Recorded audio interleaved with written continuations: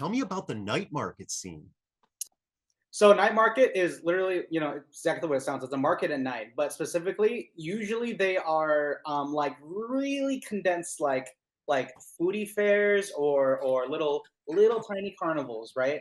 Whether Is it's it a truck? food, whether it's like little smaller vendors, you have people that are selling like acrylic chessboards or little orbs or soaps, Right. The craft vendors followed the food trucks. It used to be that a bunch of food trucks would just rent out a little abandoned parking lot. Yeah, pretty Then much. the other vendors started coming with Pokemon cards and light up. Yeah. You can sell those, those Roblox swords, that kind of pixel swords. No, yeah, That the Minecraft swords. No, I know what you're talking about. people will Yeah, buy those no matter where. It doesn't matter where you exactly, are. Somebody will exactly. buy a And sword for they'll their show little up kid. at these markets, because if it works at the big fairs, it's going to work at these smaller markets. With Now, that let being me ask you this said, though: do people sit down for caricatures? you'd be surprised. So also it depends on like the venue that you're at. So for example, like literally after we're done here, I have a night market I'm going to tonight at Huntington Beach, right?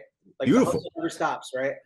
But I'm gonna go there, and at that market, it's from 4:30 to 8:30, and it's on the beachfront, so like there's gonna be people there, and it's on a Tuesday night. I never like not make money at that one. But Like here's the thing, though: don't you have to pay a fee to get in? yeah, depends on the market, but like for example, this fee was only like $70. Oh, wow, incredible.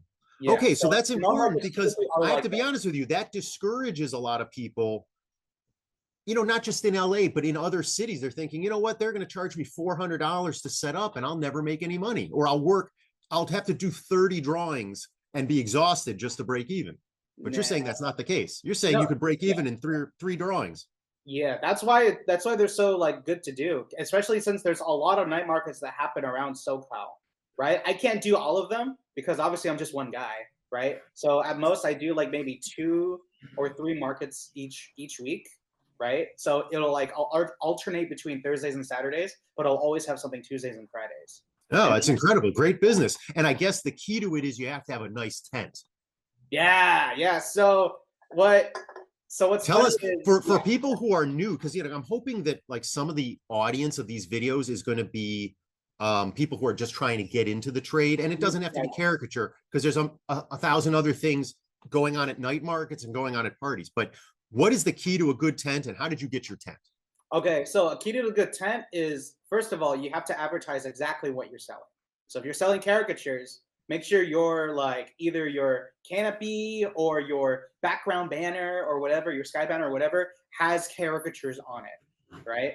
I always get annoyed when I go to like a fair or something and I'm working with somebody and then there is like no samples anywhere, right? It just says caricatures, right? And people might have an idea what that is, right? Or they'll have like their assumption of what they think a caricature is, rather than just looking at exactly what we're selling and how we draw, right? Samples are tough though because, and I think this applies to artists, but anybody in any kind of a craft. Your style evolves, your Mhm. professionalism and your technique evolves. Maybe the samples that you did last year don't even look like how I draw anymore. You Yeah, yeah, might yeah. imagine. Exactly. What is the key to good samples? Do you want like celebrities like Will Smith, or do you want you know more representative of the type of people you might see at a fair who don't look like Will Smith? So like it'll definitely be the artist preference. So for example, for me, I have trouble kind of drawing celebrities a little bit because I don't know what it is in my brain. Like when I draw a normal person, like the likeness is just there. I can get it. But for a celebrity, I don't know why the pressure just sort of doubles in my head and then I just It's can't get. almost like drawing yourself. There's so Yeah. many. Well, for me, like I know what I look like, right? Once you crack the face code of yourself, like you can draw yourself like it's just easy to draw yourself. But it's just like I guess the celebrity code is just a little different. I don't know why. That's just how my brain works. I know other people like think, oh, celebrities are just easy because I know what they look like, blah blah blah. For me, I don't know why. But with that being said, that's why I use just normal people on my banners, right? Plus I have an example of what the person looks like next to the drawing on my banner. So that people can see, look, Yeah. if this is basically what you're going to get, I'm going to turn this into this. And I have double like examples. So I'll like have the funny ones kind of paired with like the more mild sketches. So if people are more nervous, like, oh, they're gonna blow me up, they're gonna make me ugly. I'm like, well, do you think that one's ugly?